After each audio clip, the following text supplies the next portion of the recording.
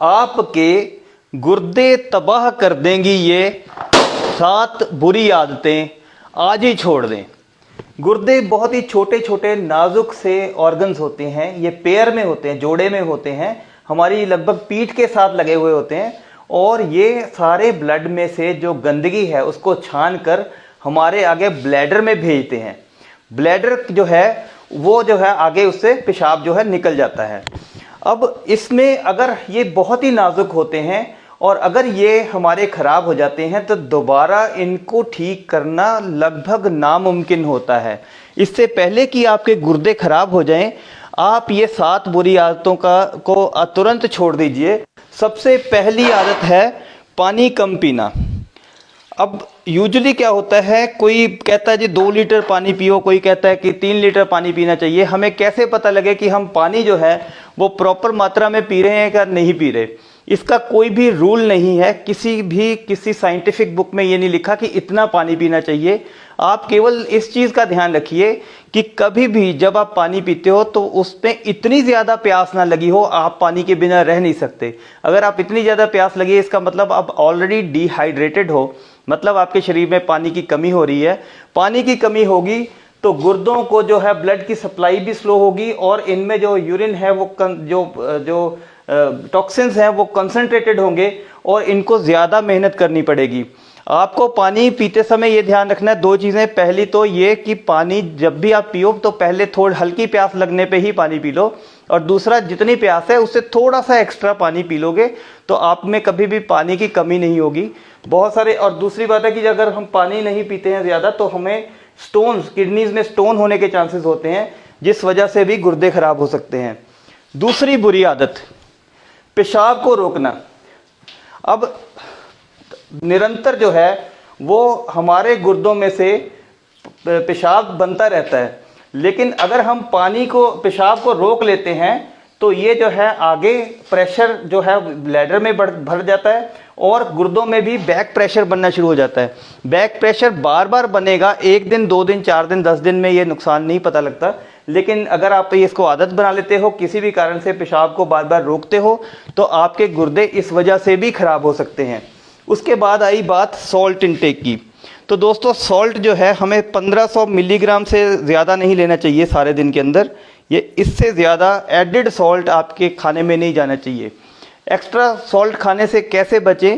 पहली बात तो यह है कि इससे ज़्यादा सॉल्ट सारे दिन में कंज्यूम ना करें। अगर आपको ब्लड प्रेशर है तो इससे भी आधा सॉल्ट, इतना सॉल्ट आपको सारे दिन में कंज्यूम करना चाहिए। और अगर आप प्रोसेस्ड फूड खाते हो, पैक्ड फूड खाते हो, पैक्ड फूड में बहुत सारा सोडियम होता है, आपको पता भी नहीं चलता। तो इसलिए एक तो पैक्ड फूड अवॉइड करिए और हमेशा इंश्योर करिए जितना मैंने आपको सॉल्ट बताया उससे ज़्यादा नहीं लीजिए। अदरवाइज़ आपके गुर्दों को ओवर टाइम वर्क करना पड़ता है, ज़्यादा काम करना पड़ता है और आपके गुर्दे खराब होने की संभावना बनी रहेगी। उससे आगे आ गया दोस्तों ये पेन किलर्स का सेवन। नॉर्मली जो पेन किलर हम रूटीन में खाते रहते हैं उस वजह से बहुत सारे लोग हैं जिनके गुर्दे फेल हुए हैं। तो कारण क्या है कि पेन किलर जो है वो गुर्दों के लिए बहुत ही टॉक्सिक होते हैं, जहरीले होते हैं। और अगर अब कम मात्रा में भी पेन किलर लंबे टाइम तक खाते रहेंगे, इनमें ज़्यादा पेन किलर जो नसेड्स होते हैं, non steroidal anti inflammatory drug जिसको बोलते हैं, उसमें जैसे आइबुप्रोफेन आपने नाम सुना होगा, डिक्लोफेनिक सोडियम नाम सुना होगा, एसिक्लोफेनिक सोडियम नाम सुना होगा, फिर आप जो है आपने निमोसलाइड सुना होगा। ये सारे जो पेन किलर हैं इनको बहुत ही ज़रूरत पड़ने पे ही आप यूज़ करिए, रेगुलर यूज़ ना करिए, अदरवाइज़ आपके गुर्दों को ये धीरे धीरे ख़त्म कर देंगे। उसके बाद हम एक बहुत बड़ी, अब ये बहुत बड़ी, मैं 3 और गलतियां बता रहा हूँ। सबसे बड़ी बात है आप अपने डायबिटीज़ को, शुगर को प्रॉपरली मैनेज नहीं करते हैं। होता क्या है कि जब बंदे को डायबिटीज़ होती है तो वो शुगर अपनी जो है रेगुलर टेस्ट नहीं कराता और सोचता है कि मेरे को शुगर जो है ही नहीं। तो इसी डिनाइल मोड में इस चीज़ को बंदा मन में सोचता नहीं है, तो इस वजह से जो है शुगर लगातार बनी रहती है।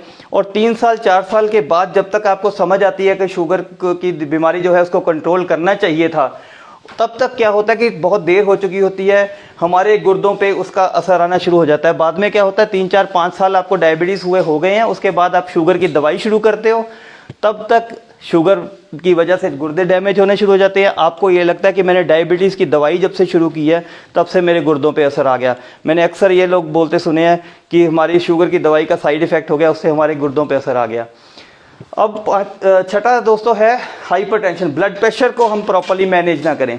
ब्लड प्रेशर हमारा हमेशा अभी जो लेटेस्ट WHO की गाइडलाइंस हैं उसके हिसाब से अगर 130/80 से ऊपर आपका ब्लड प्रेशर रहता है तो आप ब्लड प्रेशर के मरीज़ हैं।